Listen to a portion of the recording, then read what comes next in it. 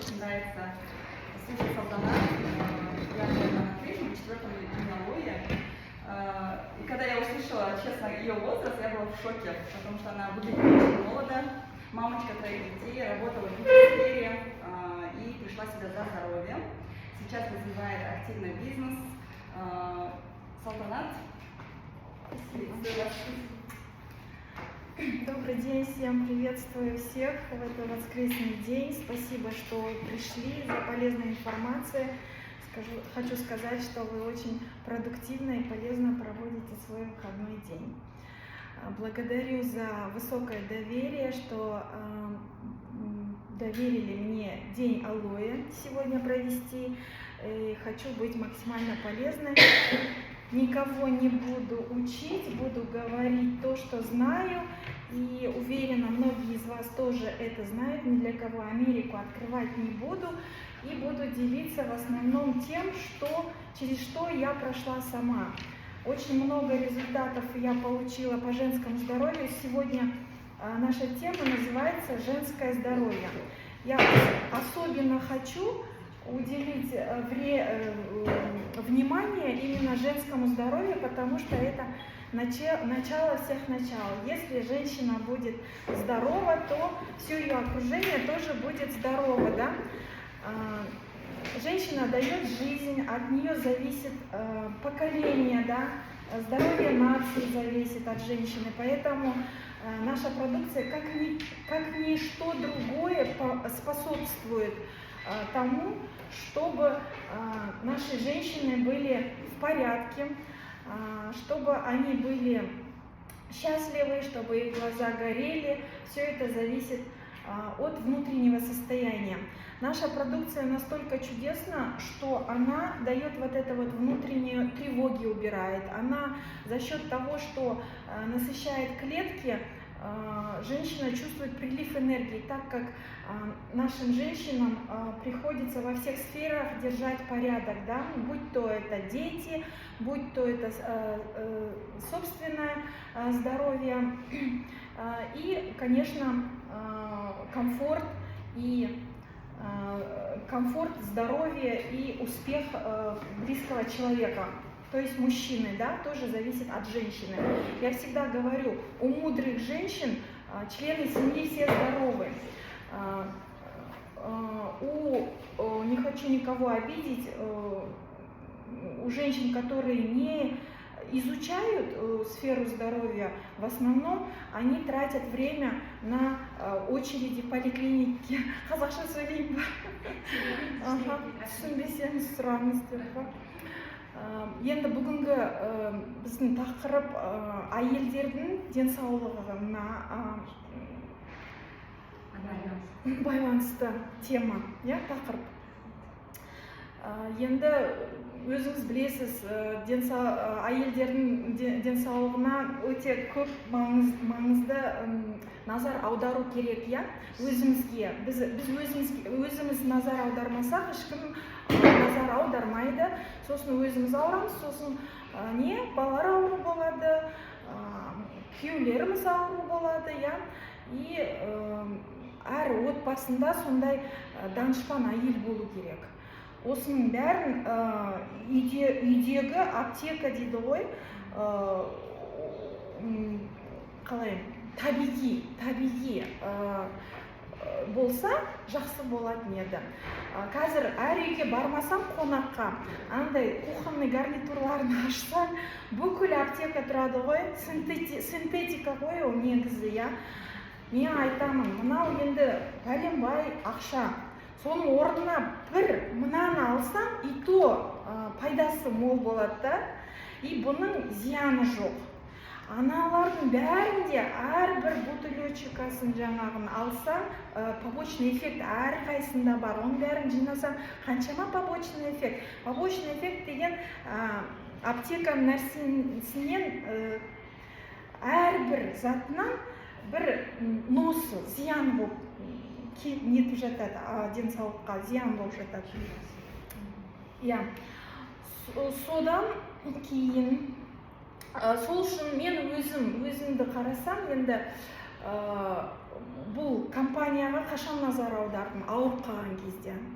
Мен бірінші қалай әйел мен еркектің арасында бір түсінбеушілік болса, әйел өз-өзін бүйтіп жаман сезінеді, сосын ауруға шалдығады. Мен гинекологқа бардым, маған мынандай простыня жазып берді, менде бәрі болды. Фиброзно-кистозный мастопатия. Ол кезде мен күйеуіммен ажырасып жүрген кезім, сондай ол психосоматика тоже байланысты ғой. Например, неге бізде женский аурулар пайда болады? Біз еркекке кек сақтаймыз, ешқашан кек сақтамау керек, ешкімге бұл өмірде. Прям жібере салу керек, неге ол бізге пайдалы емес. Сосын маған мамолог жазып берді, фиброзно-кистозная мастопатия деп. Сосын мынандай простыня жазып берді. Сонымен барып, мен уже бұл продукциямен танысқан болатынмын негізі. Бірақ сенбей, доктордың айтқан істеймін деп, бәрін түгендеп алғанмын. 55 мыңға шықты жаңағылар. Соның бәрін іштім. Бір айдан кейін тағы да бардым мамологқа, ол айтады. Менде ештеңке өзгеріс болған жоқ. Одан сайын мен сеземін, одан сайын бірдеңке ауырып жатады да. Как называется? Кеудем, да? И сосын мамолог айтады, ой, что-то результат жоқ, басқа назначение жазайын сізге. Сол кезде эксперимент ретінде маған жаңағы жазып жатыр, мен оны ішуім керекпін, ол қарайды, ол препарат жұмыс істей ме, жұмыс істемей ме. Получается, подопытный кролик сияқтымыз біз, ол препараттардың бәрі жаңа ғой, и олар даже білмейді, ол әсер ете ме, етпей ме. Сосын протоколмен жаза береді. Мен айттым өз-өзіме, нет, так не пойдет. Я не подопытный кролик, мен жаңағы өзім спонсорыма бардым. Ол 5 жыл бұрын болды, И айттым, Галетте, ренжімеңіз, мен сізді тыңдамадым, енді тыңдаймын, айтыңызшы, мен бәрін істеймін. Анау жұмыс істемеді, кешіріңіз, сенбедім, енді вот айтқаныңызды істеймін. Ал маған жазып берді, жарайды деп. Сол бір айдан кейін, бір айдың ішінде қойды, мынандай бір дискомфорттар болады ғой. Покалывание дейді ғой, это чувствуешь, что фиброзно-кистозная мастопатия, она наоборот разрасталась, оказывается, пока я химию пила, химически синтезированные препараты пока пила. Это разрасталось. Я не знаю, если бы я продолжала лечение медицинское, наверное, сейчас бы я бы уже, наверное, что-то вырезала за 5 лет, да, это потому что не может развиваться бесконечно, она куда-то придет. И слава Аллаху, в течение месяца перестала, и я через год уже пошла, и у меня уже не было никаких новообразований. Что помогло мне? Енді продукция туралы айтайын, В первую очередь, менің ең сүйікті шырыным бұл алоэ вера нектар, Нектар өзінің названиесынан айтылып тұр, нектар дегенде ол самый смак, полезности, сондай пайдалы нәрселерді салып қойған. Бұл енді таза алоэ вераның шырыны, барбаденсис миллери. Біздің әр шырынымыз, сол основасы бір, алоэ вера барбаденсис миллери. Бірақ мына соққа қосылған не бар? Ягодный пектин деген нәрсе өте күшті екен. Бұл ягодный пектиннің ішінде витамин С деген көп болады. Ол енді біздің әйелдердің денсаулығына өте пайдалы, және біздің әдемі болуымызға сондай тигізеді пайдасын. Витамин С деген ол вообще өте керемет, керек нәрсе екен. Мынау енді соған бай шырын. И және клюква деген. Клюква жаңа витамин С көп ішінде. Пектин деген яблочный, ол жаңағы біздің бауырымызды өте жақсы тазалайды екен. Керемет, енді мынау енді и балаларға да қойып берем, өзім де ішемін. в первую очередь жаңағы мочеполовая система дейді ғой, әйелдердің мына бір кровообращение у нас дефицит, неподвижный образ жизни, соған мынау жақсы әсер етеді екен, кровообращение жақсы жүргізіп. Менде, например, жаңағы фиброзный кистозная мастопатияның ол бір ауру, менде букет болатын женский ауру, ол біреусі эндометриоз деген. Ол, оказывается, вообще медицинада кетпейді, жылдап кетпейтін нәрсе екен. Сол кеше подружками встречаюсь, и она говорит, вот уже сколько, 10 жылдай эндометриоз и кровотечение болып кетіпті. Соған ее экстренно оперировали. Я говорю, ішпейсің ба? Мынандайды алып қойған, мынау желе, мынау керемет, мынау әр әйелге үйлерінде болу керек. Сол алып қойған и пайдаланбаған. Просто адам деген сену керек. Мынаны енді бар болғаннан кейін зерттеу керек қой. Бұл не үшін, неге қолданбасқа, я? Енді нам біріншіден ішеміз.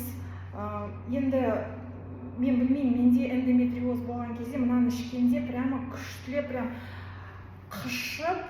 қышыды ғой. Бір жерім ғой, енді сол жағымдағы яичник. В основном было воспаление, видимо. И вот он меня прямо так чесался. Это вот говорят же, это заживает, заживление идет, насыщение клеток идет, клетки омолаживаются и восстанавливаются, да. Я это чувствовала, что самое интересное, я это чувствовала. Мне прям хотелось через кожу вот это вот почесать, особенно по ночам. Вот насколько сок латает поврежденные клетки и останавливает процесс заражения соседних клеток, да. И мне этим это очень нравится. И, конечно, обязательно женское здоровье и ассоциации сразу с нашим Виталайсом женским. Его, оказывается, я его пила просто каждый месяц. И это вот эндометриоз мне помогло вот от этого избавиться, осы Виталайс женский. Бұны передозировка жоқ, іше бересіз. Ішкен сайын жақсы боласыз. Бұл енді женский витаминдер ғой, не керек, осының ішінде бәрі бар. Бұдан жаман болмайсыз. Менде, например, мен қазір 48-демін, бірақ менен кіші подружкаларымда уже жаңағы климакс деген уже басталып кетті. Менде 25 жасымда, кешіріңіз, конечно, сияқты бәрі жұмыс істеп тұр. Құдайға шүкір, осы продукцияға шүкір. А егер бізде жаңағы менструальный цикл жақсы болса, это что? Ол жастық, я біздің жастық, энергиямыз и жаңағы гипертония болмайды, старческий содан басталады екен ғой, климакс болғанда начинается гипертония, давление содан басталады екен. Поэтому біз осыны үзбейміз, әйел болғаннан кейін үзбей ішеміз. Сосын мен өзім мына нені жақсы көремін. Маточное молочко дейді ғой, это долголетие. Енді біздің наставниктарымыз раллиға барғанда японкаларды көрді, я сол айтады, бұны енді уыстап ішеді екен. Уыстап, ешқандай дозировкаға қарамайды, бірақ енді 102-де Форел, 102-де әлі дистрибьютор ана кісі, японка, допустим, ненің арқасында? Маточное молочко. Маточное молочко деген аралардың несі ғой, сүті, я? Бірақ аралардың екі түрі бар. Жұмыс істейтін аралар и королева. Сол королеваға тек қана маточныйдың сүтімен тамақтандырады екен. И ол бір күн емес, қанша көп жыл өмір сүреді екен. 7-10 жыл өмір сүреді екен осының арқасында, я? Поэтому бізге солай тоже әсер етеді. Біздің өмірімізге, я? Поэтому бұл не істейді. Айтады ғой, жүйкелері тозып кеткен адамдар болады ғой, соны ішсең, нервілері успокаиваться етіп, сондай күшті ұйықтап, уже андай тревога болмайды, раздражительность. Ұрса беретін адамдар бар, да, ол мінезі емес адамның, просто жетіспеушілік, я, осындай минерал, витаминдарды, я. Поэтому осыны ішіп тұрса, адам өзі өзгергенін білмей қалады. Қасындағы адамдар оны көреді, я. Енді, наоборот, терм дегенді, бұл тоже женский витаминға мен жатқызамын. Бұл энергия береді. Бізге әйелдерге энергия көп керек қой, энергиямыз болмаса бәрі қараңғы болады ғой, бәрі қараңғы. Поэтому осыны ішіп тұрсақ, бұл әдемілеуші, біздің жаңағы денсаулыққа да и фигурамызға да өте жақсы бүйтіп ұстап тұрады да, тонуста. Жайылып кетпейміз, не жесек те, я. Енді мынау лайсиум дегенді мен жақсы көремін. Негізі мынау менің Ләздер Галина айтып еді, негізі мен шетелде жүргенде естігем, бұл Нобелевский премия алған деп. Тоже үшінші зат бізде Нобелевский премия алған, бірақ оны ешкім айтпайды, бізде қойдық, бірақ негізі мынау мен зерттегенде таң қалдым. Бұл сетчатка глазаға жақсы екен, да, вот отслоение сетчатки, вот олар айтады ғой, у меня уже все, отслоение, все, олар уже врачтар айтады екен, уже ничем не остановить. Тоқтатуға болады. Мынаны ішіп тұрса. Бұл тағы да жаңағы бүгін бір партнермен сөйлесіп едім, она говорит, мама заболела, легкий, рак легких, это оказывается неизлечимо. Өздеріне крест жасап қойған, это неизлечимо деп, оларды врач айтқан, и все, бәрі смирились. Жоқ, мынау как раз легкийға өте жақсы не береді, профилактика. Оны іше беру керек, ауырмаса да, легкийді, она говорит, мен первый раз столкнулась с легкими, это, оказывается, очень тяжело излечивается, легкие надо беречь, поэтому сақтайды, іше беру керек мынаны, я. Легкий деген өкпе, содан онкология болыпты мамасында, 70-те, жас адам ғой. Соны біз уже октябрьда қайтады деп, бәрі дайындалып отыр. Я говорю, неге?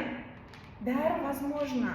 Начните деп жатыр, мынаны ішіңіздер, неге бермей жатсыз, бір қасықтап іш, бергіз. Уже как бы өздер де сенбейді, и ана кісі де сенбейді. Мен ол кісіні түсінем, потому что біздің медицинада ондай уже неизлечимо же, да. Менде сондай бір партнерім болған апа, 85-те, онкология груди, тоже. Врачтар айтқан, мы вам ничем не можем помочь, операция жасасаңыз, жүрегіңіз шыдамайды, енді кешіріңіз, үйіне жіберген. Мен ол үйге келгенде, ол апа бүйтіп, көзінде жан жоқ, уже смирилась вот так. Сосын мен мынаны айттым, олар начала пить, келесі рет келсем, көзінде прям блеск, надежда появилась. Надежда. Қазір 7 ай болды ішіп жатыр, и уже тойға барып жүр ғой. 2 жыл шыдамайтын, жарты сағат отыра алмаймын дейтін. А қазір мы вместе бір тойға бардық, и 5 сағат отырды ғой ол кісі. Даже шаршаған жоқ. Понимаете, говорит, и балалар маған айтады, сен арқаңда сол кезде сен келгенде жылап отыр едім мен. Аллаға сыйынып, не істейміз, мамаға көмек керек деп сен кіріп келдің. Просто так получилось. И люди услышали, кто хочет, надо использовать все средства хороши, если цель есть. Мақсат қойсаңыз, мүмкіндік келе береді. Поэтому ауыз ашу керек, жүрек ашу керек. И біреу айтса, басқа жолдары жоқ. Сіз өзіңіз онымен ешқашан келіспеңіз. Соны айтқым келеді. Енді мынау iVision дегенді жақсы көрем, витамин Е көп екен. Е деген не ол? Мен как косметолог білемін. Бұрын мен салонда жұмыс істеп жүргенде кремдерді іздеп жүретін. Е болсыншы деп, потому что Е деген это біздің беттің иә, әжімдерге пайдалы, иә, вот витамин Е. Осы витаминде витамин Е көп. Бұл вообще көзге арналған, но негізі әйел денсаулығына, сұлулығына өте жақсы әсер етеді. Мен осыны жақсы көремін. Лин деген әр әйел ішіп тұру керек. Бұны енді өзінің фигураң үшін ішесің, бірақ сахар қазір көп қой, сахарный диабет. Соны ұстап тұрады нормада. Сахар, это же хорошо. И бізде углевод көп жейміз. Любой кафеге, тойға барсақ та, осыны ішіп тұрсаңыз, жаңа углевод майға айналмайды да, ол бет блокировать етіп тұрады. Ағзаңызда майға айналмайды. И фигураныз жақсы болады. Залға барып жүрмесеңіз, залға барып жүрсеңіз де екі есе результат көресіз. Натюрмин деген мынау енді әр әйелге өте маңызды витамин. Минерал ғой, минерал, тек қана минерал. Біз витамин ішіп минералға әсер бермейміз. Назар, негізі ең пайдалы керек нәрсе витамин, минералдар екен. Бұл жерде селен бар, цинк бар. Олар противоопухолевый, жаңағы онкологияға қарсы нәрселер. Бұлсыз жаңағы клеткаларыңыз құтырып кетеді екен. Минерал өте керек, күнде. Жаңағы судорога дейді ғой қазақша, судорога, мышцалар, как сказать, тартылып қалады бұлшық ет. Сол нехватка, мынау жетіспеушілік. Менде өзімде балам 15-те и түнде сондай басталатын. Вот мынаны қалай бердім, қойды ғой, ондай судорога прям айқайлайтын, аяғы бетіп тартылып қалатын. Мынау нехватка екен, сондай жетіспеушілік. Бұны енді не үшін тағы да? Щитовидка, мынау, ұйқы без, қалқанша безге өте пайдалы. Енді зоб дейді ғой, зоб, как будто мына жерде біздің женский гормонымыз, әйелдердің гормондары осы жерде, емшек шағында и по-женски үш жерде екен. Сон біреусі кетсе, бәрі кетеді екен. Сол үшін мынаны керек па, жоқ па, әйел болғаннан кейін вообще әр адамға керек нәрсе минералы деп, тек қана минералы. Бұл жерде молибден, селен, кальций, минерал бәрі бар. И біздің жаңағы ғылымдар компанияда бәрін сөйтіп, бәрін келтіріп қойған, жаңа ағзамызда ештеңе қалмайды. Как усвоение? Сынып кетеді бәрі. Сынып кетеді. Поэтому бұл тағы да шашымыз, теріміз, тырнағымыз, бұл өте керек нәрсе. Омеганы тағы да алып қойдым. Бұл омега енді біздің, қалай айтсам, өміріміздің басынан аяғына дейін мынау үзілмеу керек қой. Үзілмеу керек. Бұл не? Бұл біздің миымыз, ми қабілеті. Қазір қанша адамдар, қыздардың мамалары ауырып жатады, Паркинсон, деменция, қандай қиын аурулар. Сол болмау үшін неге біз, как говорится, русскую рулетку будем играть, рисковать, да, не надо. Давайте просто для успокоения вот это будем принимать, да. Это также сосуды. Сосуды қазір өте көп сердечный жүрек аурулар. Жүрек ауруы не? Это сосуды, тромбы.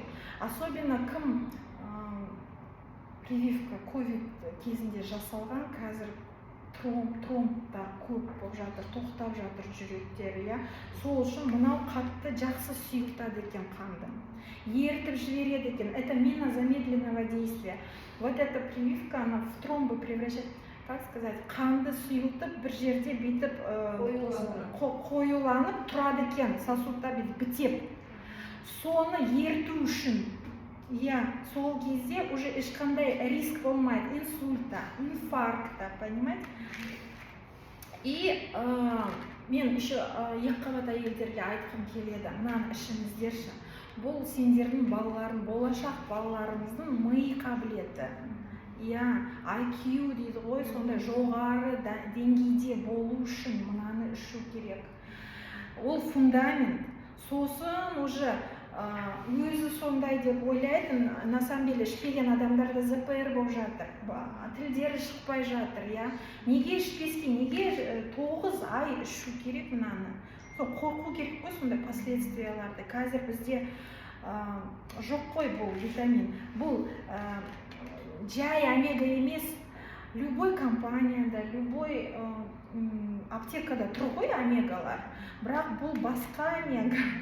Бұл омега король рыб, кальмар деген балық бар. Ол королевский балық. Оның майы өте қымбат. Соны салған компания мынаның ішіне. Иә, поэтому омега ішіп жатырмын дейді ғой, түсінбейді адамдар. 200 теңгенің омегасын ішіп жатыр. Ол ойлайды, что ол тоже омега. Мынау қымбатырақ, бірақ бұның әсерін көреді адам. Например, менде бір әйел толық келген әйел вообще почтада тұрмайды, просто штампует, мынандай. Енді кровообращение жоқ, ешқандай. И айтады да, мен миымда бір пульсация болып тұрады күнде. А это же густая кровь от неподвижности. И қазір инсульт болайын деп тұрған кезі екен. Сосын мынаны хотя бы ішіңізші дедім. Ол маған айтады, сен маған не бердің, керемет жақсы болып қалдым. Түнде бәрі ұйықтап жатқан кезде мен тыңдаймын, как будто су, басында бір су жүреді, ручеёктар. Аналар ертіп жатыр екен, и бүйтіп су сияқты аны тыңдап атады ше, қалай қаны сұйылтып жатқанын естіді. И бір неден әйтеуір аман қалды ғой, енді бұл болмағанда уже инсульт болатын еді ол кісінде, инфаркт болатын еді. Жүрек деген не ол? Ол сосудтар екен. Мышца, бірақ сплошной сосуд. Соған мынау жақсы профилактика. Енді туысқандарында қазір не болып жатыр, проблемы с сердцем. Бірақ 5 жыл бұрын мен ағама айтқам, осыны ішіңізші, аржы екеуі, мынаны сокпен ішіңізші, бірақ сенбеді, одан кейін операция батарейкамен жүр енді. Сол кезде мынаны ішкенде ешқандай батарейка қоймаушы еді. Ол батарейка пәле екен, 5 жылға ғана жетеді, сосын тағы да операция, адамнан не қалады. Сосын мынау витамин С, біздің витамин С енді өздеріңіз білесіз, ең мықты витамин С әлемдегі ең мықты витамин С бұл біздікі. Неге? Нобелевский премия алған бұл витамин, бұның формуласы. Неге? Потому что себебі денсаулықта өте көп сағат бізді қорғайды екен. Аптеканың витамин С, аскорбиновая кислотамен адамдар шатастырады, басқа, бұл натуральный. Пробиотикті енді ең бірінші осыны айту керек еді. Мына екеуі осыдан басталады денсаулық. Осы екеу бір-бірімен жүреді. Мы с Тамарой ходим. Мынау пробиотик деген не ол? Ол жаңағы керек бактериялар. Біздің ішімізде керек емес бактериялар бар и керек. Сосын пайдасыз тамақпен керек емес бактериялар күш алады да мыналарды өлтіріп тастайды екен. Мынаны қайта бүйтіп ішіп тұру керек, потому что олар көбірек болу керек ағзамызда. Сол кезде біз иммунитетіміз жоғары деңгейде болады и ағзамыз аурулар болмайды, потому что осыдан басталады микрофлора. И бұл сок не істейді? Қазір бәрі айтады ғой, детокс. Осы параллельно детокс қылады, сосын 250 витамин ішінде жаңа клетканың тамағы ғой. Сол кезде біздің клеткаларымызға барса, адамда выносливость дейді, жаңағы ауруларға қарсы келетін жағдайға келеді ағзамыз, иә. Например, клеточное питание уже настолько, да, привыкли, люди говорят, и мимо ушей пропускают. На самом деле клеточное питание на самом деле очень важно же, да. Почему? Я вот еду сейчас на машине, и бензин кончился. Я должна заехать на АЗС, иначе эта железная махина встанет. А мы тоже должны заливать бензин в наши клетки. Брак, мы это не делаем 50 лет, 60 лет. И этот бедный организм, он не железный, он не встает, он ходит, и мы этим злоупотребляем, да. Купили, ну, котенка тоже кормить надо. Мы всех кормим, но не кормим наши клетки. Зачем? Мы же ходим, да. Но сравните тех, кто кормит клетки, и сравните тех, кто ходит. Например, женщина говорит, у меня все долгожители, мне это не надо, да. Ну все болит. Да, может она долго жить, бірақ ауру болып өмір сүрген емес керек, иә. Лучше өстіп, ойнап күліп, саяхаттап, денсаулыққа назар аудармай, ну то есть назар аударып, чтобы назар аудармау үшін, да. Так, енді қараңыз, кальций деген это вообще керек әр адамға, емес даже адамға. Бұл 150 аурудан сақтайды екен. Бір кальций, а біздің кальцийға аналог жоқ. Неге? Хелатная формула. Тоже ешқандай қалдықтар қалмайды, ағзамызда бүйтіп сіңіп кетеді бәрі. Сосын очень важный такой момент, я была в шоке, да, узнала. Бесплодие никто не связывает с нехваткой кальция. Почему не могут забеременеть женщины? Оказывается, у мужчин сперматозоид, у них там что-то связанное с кальцием, вот этот вот, который протыкает яйцеклетку, называется кальциевый, там что-то, я уже забыла, это термин медицинский. Но на самом деле, если его нехватка в организме мужчины, он не способен проткнуть яйцеклетку. Поэтому они думают, женщина бесплодна, это зависит от качества спермы. И это зависит именно прямое от кальция, зависит от нехватки. А мужчины сейчас у нас что любят? Колу любят все пьют колу энергетики, а это что? Смывание кальция. Поэтому участилось бесплодие. И дело даже не в женщинах. Поэтому этот кальций очень важен. И когда у меня с щитовидкой все в порядке, я просто профилактирую ее. Вот этот дезодорант наш творит чудеса. Я даже не проверяю эту щитовидку, я знаю, что она будет у меня в порядке. Мынаумен күнделікті я бүйтіп обработка жасаймын, мойнымды 48-демін, тағы да айтып кетейін, мына жерде әжім жоқ, осының арқасында декольтеге де жағып қоямыз, и таңертең душтан кейін обязательно мына жағымыз, и омырамыз, обязательно. Енді я не знаю, бұл 6000 тұрама, но бірақ қандай пайдасы мол, енді чтобы қазір менде племянница мені 20 жыл кіші рак щитовидки қойды и рак лимфы под мышкой. Осыны істеп жүрсе болмаушы еді.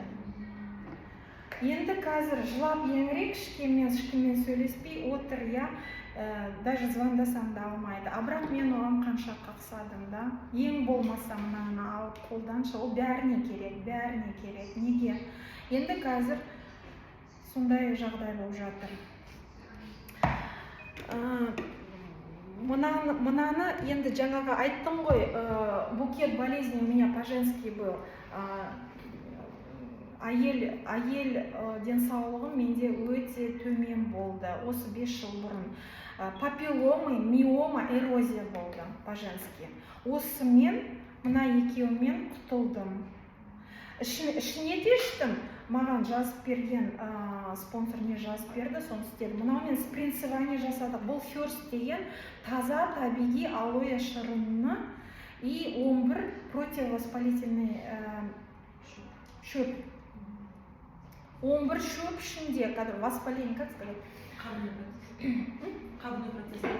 қабыну процесіне қарсы сондай шөптер ішінде и алоэ шырыны.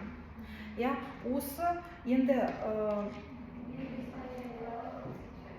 әр үйде болу керек. Форс-мажор деген болады. Бала құлап қалды ма, жаңағы күйіп қала ма, сразу. Мынау енді қол астында болу керек нәрсе.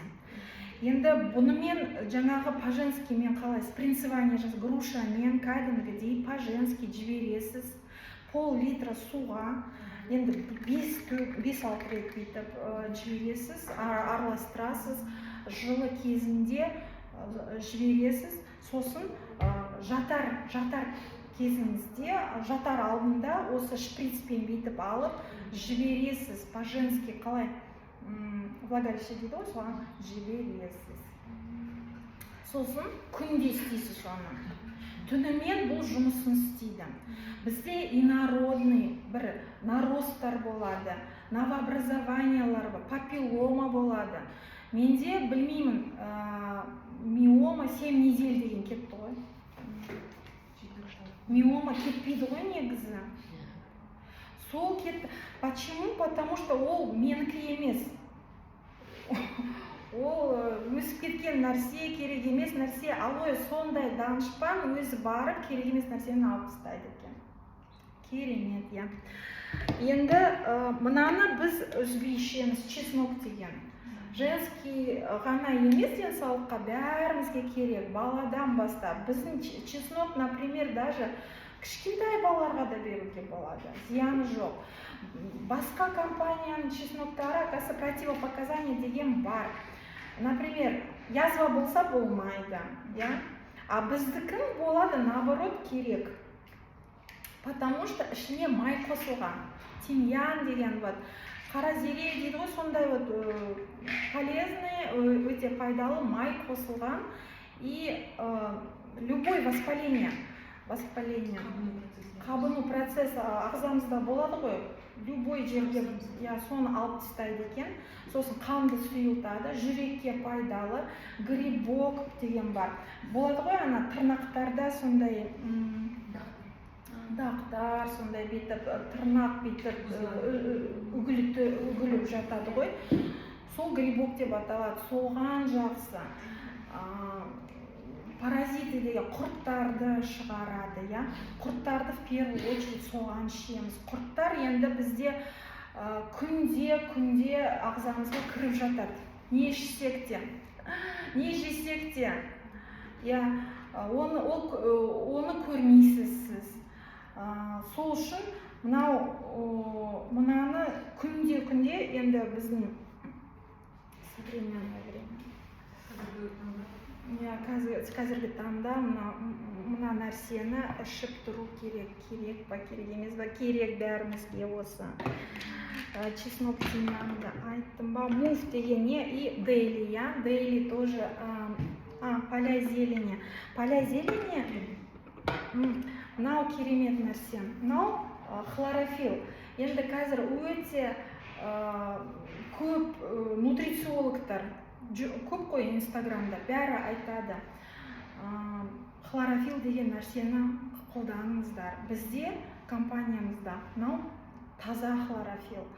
Бұл енді проростки пшеницы, ячменя, люцерны в самый пик полезности алынған. И біздің жаңағы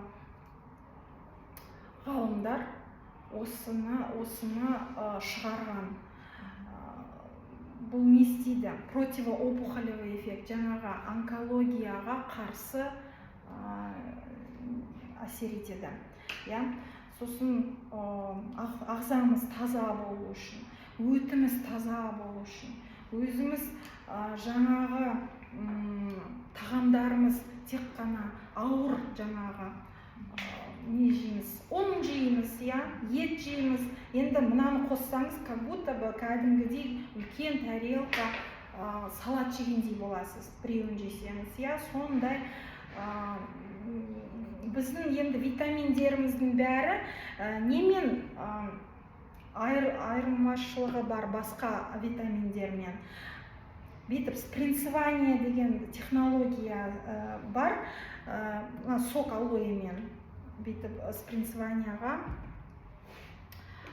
жасалған бәрі. Поэтому бізде синтезированный емес, бәрі табиғи, бәрін ойлап тапқан. Мынау чай енді осыған көшу керек. Айтады ғой, 2 литр су ішу керек деп. Бірақ бәріміз іше алмаймыз, 2 литр су. Ол, во-первых, почкаға нагрузка, қайта-қайта жұмыс істей береді. Енді мынау сок бізге өте жақсы көмек. Акасы суды ағзамызда ұстайды. Обезвоживание болмайды. Ол соған өте жақсы әсер. И жаңағы жидкость ішкіміз келсе, лучше осындай чайды ішу керек. Мынаның ішінде бір коробкада 50 литр. Сенесіз ба? 50 литр чай.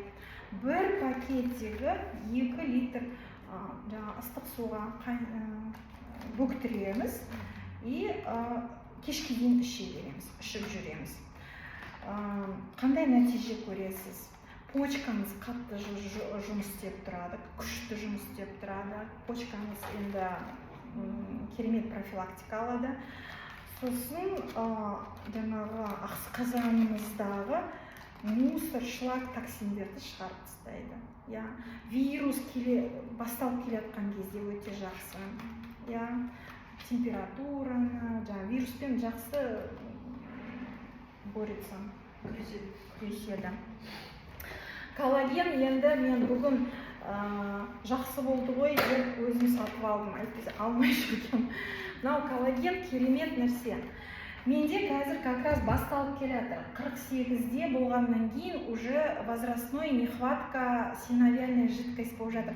Фаланги начинают побаливать. Вот эти самые вот отсюда начинают, оказывается, суставные заболевания, я чувствую.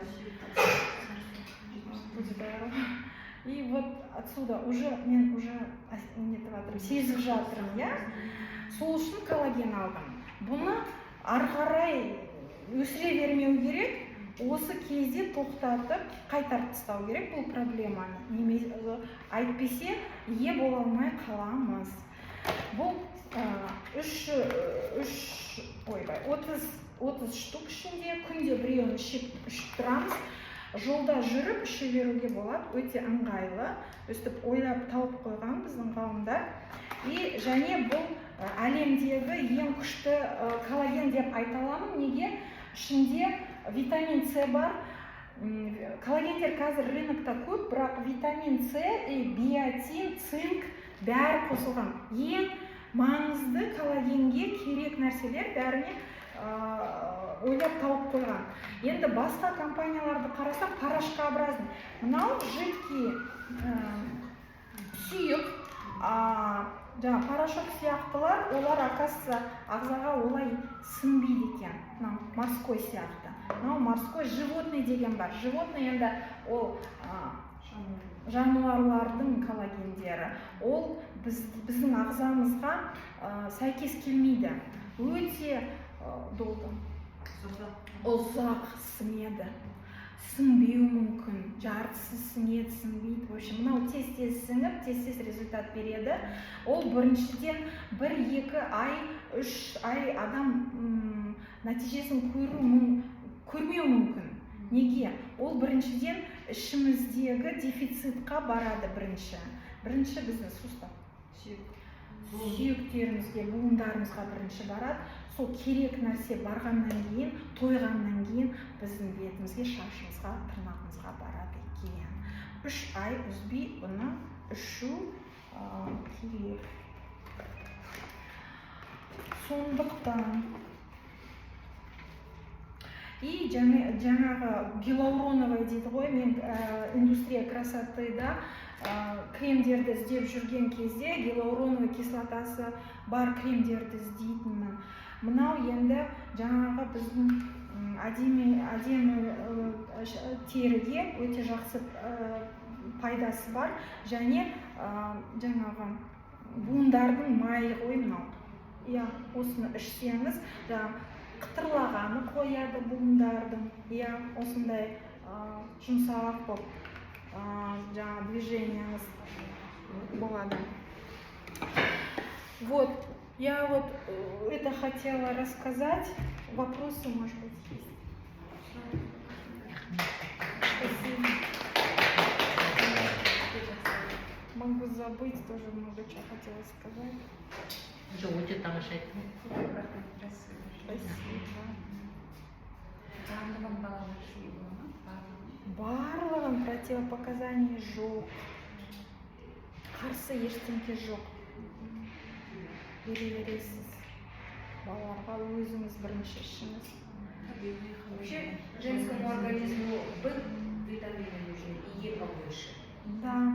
Б у нас где вот в этом деле, в маточном деле. Витамин. Да. Минерал, чтобы обмен веществ был правильный. Потому что гормоны быстро стареют. Минералы, оказывается, очень важны. Очень важно. Сондықтан мен аяғымды башайын түсіндіріп алған бірінші Турцияға барғанда. Ең бірінші барғанда Нұрланның қасынан қалмайын деп жүгіріп